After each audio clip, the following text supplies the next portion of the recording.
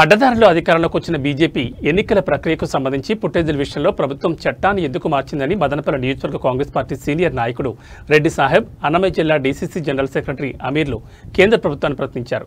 ఎన్నికల కమిషన్పై ఎటువంటి కేసు నమోదు చేసేందుకు వీలు లేకుండా 2023లో చట్టం చేసిందన్నారు. ప్రధాని మోడీ అమిత్ షాలకు సాయం చేయడంతో పాటు ఓటు చోరీలో పాలుపంచుకుంటున్నందుకు ఎవరు చర్యలు తీసుకోకూడదని దీన్ని రూపొందించారా అంటూ వారు కేంద్ర ప్రభుత్వాన్ని నిలదీశారు.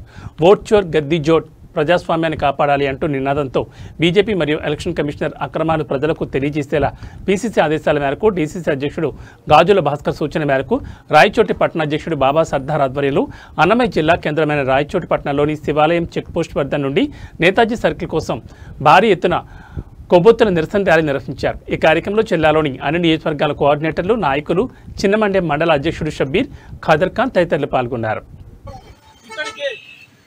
రాయచోటి జిల్లా అన్నమయ్య జిల్లా నుంచి వివిధ నియోజకవర్గాల నుంచి మొత్తం కోఆర్డినేటర్లు రావడం జరిగింది. నేను కూడా నా పేరు రెడ్డి సాహెబ్ మదనపల్లి నుంచి వచ్చాను.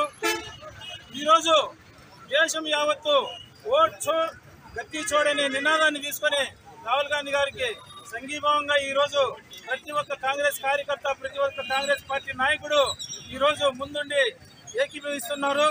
దానికి కారణం ఇంతకు ముందు జరిగిన ఎన్నికల్లో బీజేపీ వారు ఎన్నో ఓట్లను దోచేశారు. దొంగతనంగా రకరకాల ఎత్తులతో అనేక నియోజకవర్గాలలో ఓట్లను దొంగతనం చేయడం జరిగింది.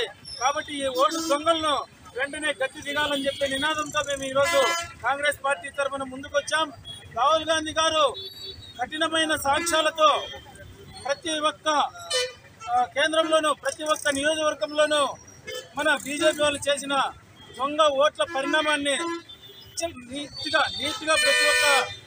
ప్రతి ఒక్క ఓటర్కు అర్థమయ్యే విధంగా విశ్లేషణ చేయడం జరిగింది. అలాంటి విశ్లేషణ చేసిన తర్వాత ఈరోజు ఎన్నికల సంఘం ఏదైతే అఫిడవిట్ ఇమ్మన్నారో హాస్యాస్పదంగా ఉంది.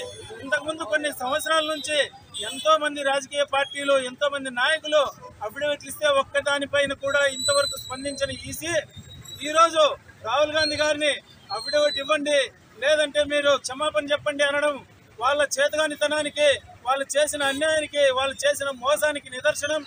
ఈరోజు ఈసీ బీజేపీ వారికి తలొక్కి బీజేపీకి వంటపాడుతూ ఎన్నికలు నిర్వహిస్తోంది తప్పితే ఎక్కడన్నా కానీ ఈరోజు మినిమం దీంతో గెలిచినారంటే బీజేపీ వాళ్ళు అక్కడంతా ఈవీఎంలతో కానీ, ఓట్ల చోరీతో కానీ, ఎక్కడైనా కానీ ఓటర్లకు అడ్రస్ లేదు.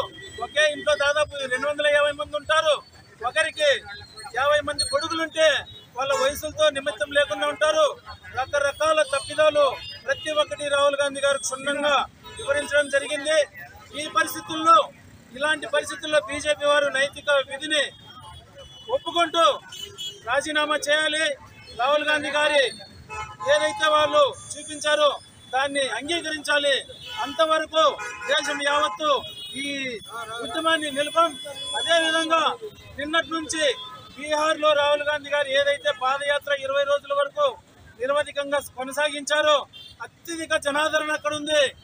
ఎంతో మంది జనాలు, ఎంతమంది అంటే వీధులు కనుచూపు మేరలో జనాలు పూర్తిగా నిండిపోయే విధంగా రాహుల్ గాంధీ గారికి ఈరోజు బీహార్లో సపోర్ట్ ఉంది.